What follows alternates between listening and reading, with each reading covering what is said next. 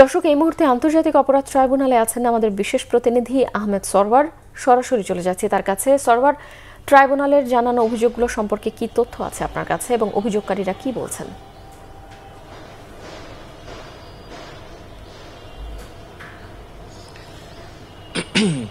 আজকে অবশ্য শুধু ব্যবসায়ী না, বৈষম্য বিরোধী ছাত্র আন্দোলন যে অভিযোগ দিয়েছে সাংস্কৃতিক কর্মীদের বিরুদ্ধেও সেই অভিযোগ দেওয়ার কথা ছিল, কিন্তু তারা আমাদের জানিয়েছেন যে তারা আসলে সময়ের অভাবে পুরো তালিকা করতে পারেননি, সেই জন্য আজকে শুধুমাত্র ব্যবসায়ীদের নামে জমা দিয়েছেন।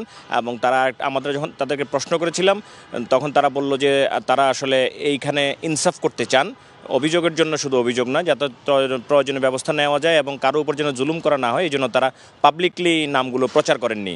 তারা প্রসিকিউশনের কাছে জমা দিয়েছেন, যদিও তারা একটা ছবি দেখিয়েছেন যে শেখ হাসিনার সাথে কোন কোন ব্যবসায়ীরা বৈঠক করেছেন, সেখান থেকে আমরা অবশ্য মোটামুটি ধারণা পেয়েছি কাদের বিরুদ্ধে অভিযোগটা এসেছে। তারপর তারা বলছে যে আমরা যেহেতু পাবলিক করিনি, অর্থাৎ তদন্ত সংস্থা তদন্ত করে দেখুক, যদি সত্য হয় যাদের বিরুদ্ধে আমরা অভিযোগ করেছি তাদের বিরুদ্ধে যদি অভিযোগগুলো সত্য হয় তাদের বিরুদ্ধে যেন ব্যবস্থা নেওয়া হয়, যেন তারা এই স্বৈরাচারকে আর সহযোগিতা না করে। ইদানিং বিভিন্ন অনলাইনে এবং অফলাইনে যেভাবে ন্যারেটিভ তৈরি করা হচ্ছে সরকারের বিরুদ্ধে বা এই জুলাই আগস্টের গণ অভ্যুত্থানের বিরুদ্ধে, সেটার প্রতিকারের জন্যই আসলে তারা বলছেন যে ব্যবসায়ীদের মদদেই আসলে এই কাজগুলো হচ্ছে, এই জন্য তারা এর বিচার চান।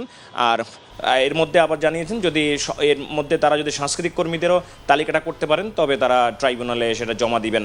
আর ট্রাইব্যুনালের পক্ষ থেকেও বলা হয়েছে, গাজী তামিম বলেছেন যে তারা তদন্ত পেয়েছে, তারা এই অভিযোগটা পেয়েছেন, তারা তদন্ত সংস্থার কাছে পাঠাবেন, যা তদন্ত সংস্থা থেকে তারা দেখবে তদন্ত করে বিষয়টা কতদূর। স্যার, আপনাকে ধন্যবাদ।